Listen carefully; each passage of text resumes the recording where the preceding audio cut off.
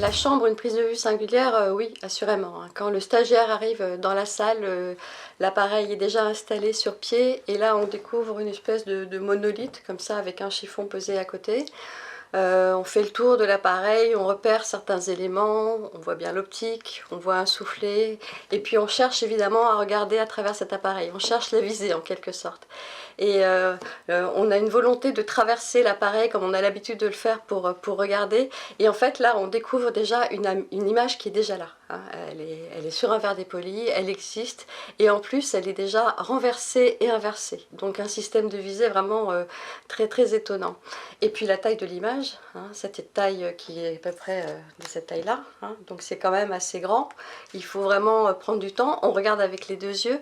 Et puis aussi, quand on va repartir, faire la prise de vue avec cet appareil monumental, assez lourd, hein, on passe pas inaperçu, on va rentrer en contact avec les gens, puisqu'il y a une curiosité aussi du public qui va venir regarder, donc il y a une prise de contact qui est très différente quand on est en ville, et puis après, hop, on passe sous le chiffon noir, on s'isole, on est dans la chambre noire, et là on commence à composer son image, et ça prend un certain temps, hein, parce qu'elle est grande, on regarde bien les bords, on la compose à l'intérieur, et elle s'accroche sur ce dipoli, elle est potentiellement déjà là.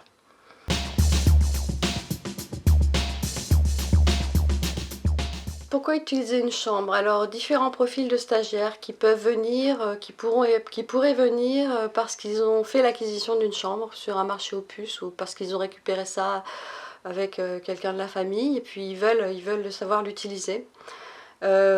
Pourquoi utiliser une chambre aussi? Parce que peut-être on veut revenir aux origines de la photographie, hein. Sur une chambre, il n'y a aucun automatisme, donc en fait, il faut tout comprendre, il faut tout élaborer.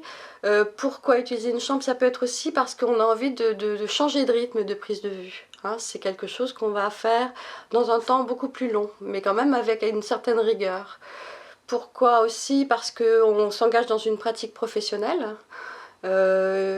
Et parce que sinon on a un protocole de travail, parce qu'on est un artiste et qu'on a décidé qu'on va avoir besoin d'un taux d'agrandissement important ou pour une prise de vue d'architecture de redressement de perspective ou alors de déformation, parce qu'on peut tout faire et son contraire à la chambre. Mais en tout cas, les qualités techniques de la chambre nous permettent de travailler dans différents types de prises de vue, hein. On peut faire du paysage, du portrait, de la macrophotographie. Donc en fait, toutes ces raisons peuvent conduire à utiliser une chambre photographique.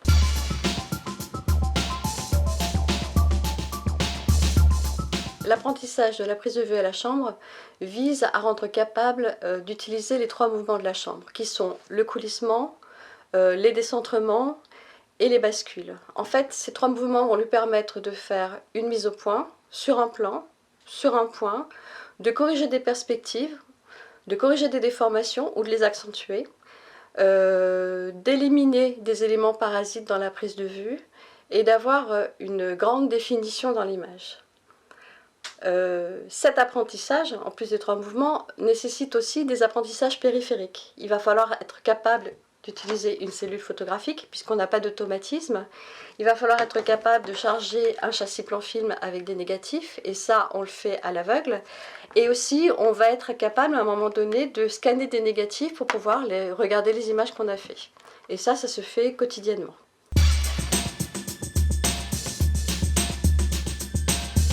On va commencer par revenir sur les paramètres techniques de la prise de vue, c'est-à-dire l'exposition, avec un petit point sur le diaphragme, les différentes ouvertures, sur l'obturation, les différentes vitesses, et puis les sensibilités ISO, ce qui va nous permettre aussi de parler des films qu'on utilise avec les différentes sensibilités, aussi bien les négatives couleurs que les positives couleurs qu'on peut encore trouver sur le marché, hein, ou alors des négatifs noir et blanc, avec l'incidence sur une prise de vue en fonction de la sensibilité.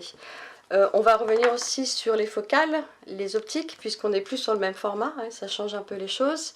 Et puis on va utiliser une cellule en plaçant ces différentes valeurs en fonction de la sensibilité, faire des lumières en mesure incidente ou en mesure réfléchie, faire des vraies mesures et puis regarder quelle incidence ça peut avoir sur la prise de vue, faire changer des évaluations, hein.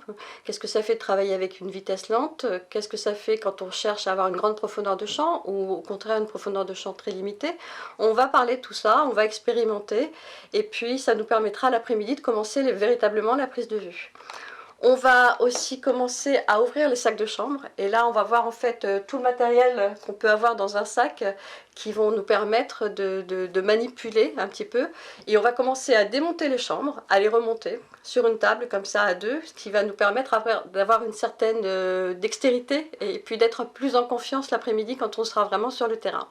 Donc ensuite on va commencer à charger des châssis plan film. On va s'entraîner et le faire d'abord comme ça sur une table et puis après dans un manchon, puisqu'en fait les châssis se chargent toujours dans le noir complet et à l'aveugle.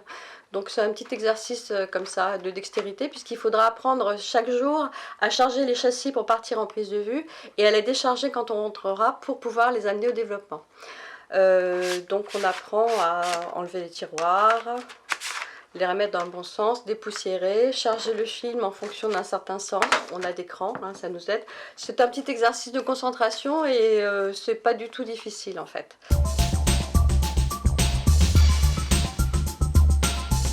Ce qui est très beau quand on utilise une chambre en fait, c'est qu'on se met à l'horizontale du territoire, on se met à la bulle. C'est la première chose, on prend ses racines en quelque sorte, on s'installe et on commence aussi à prendre l'habitude de faire les choses dans un certain ordre parce qu'il faut une certaine rigueur pour que ça fonctionne.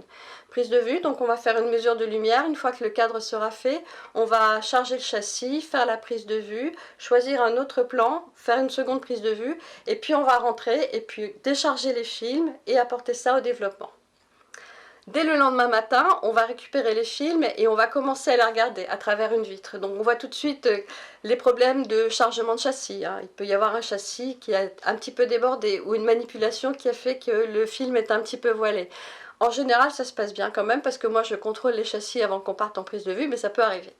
Et puis là, je leur montre aussi comment on va scanner un négatif, ce qui nous permet de voir autre chose qu'un négatif, hein, qui peut être un négatif d'architecture. Mais là, on voit vraiment au niveau de la mise au point, au niveau du cadre, s'il y a une bonne rigueur de travail. La progression du travail se fait de façon à ajouter les choses au fur et à mesure et on n'a pas l'impression que ce soit quelque chose de très compliqué. Juste un petit peu de rigueur et puis accepter de passer du temps sous ces chiffons noirs.